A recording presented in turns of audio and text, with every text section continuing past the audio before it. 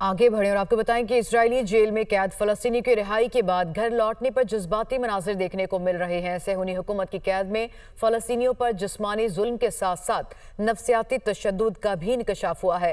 गजा के एक फलस्तीनी कैदी को इजरायली फौज ने अहले खाना के मरने की झूठी खबर सुनाई।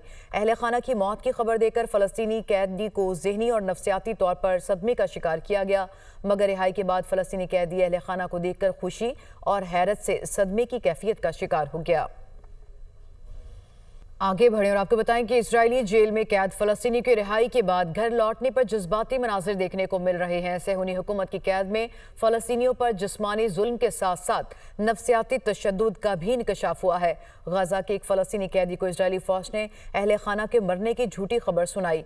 अहले खाना की मौत की खबर देकर फलस्तीनी कैदी को ज़हनी और नफ्सियाती तौर पर सदमे का शिकार किया गया, मगर रिहाई के बाद फलस्तीनी कैदी अहले खाना को देखकर खुशी और हैरत से सदमे की कैफियत का शिकार हो गया।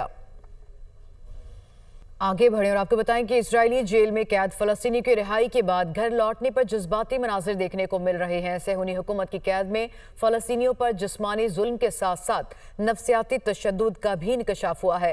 गजा के एक फलस्तीनी कैदी को इजरायली फौज ने अहले खाना के मरने की झूठी खबर सुनाई। अहले खाना की मौत की खबर देकर फलस्तीनी कैदी को ज़हनी और नफ्सियाती तौर पर सदमे का शिकार किया गया, मगर रिहाई के बाद फलस्तीनी कैदी अहले खाना को देखकर खुशी और हैरत से सदमे की कैफियत का शिकार हो गया।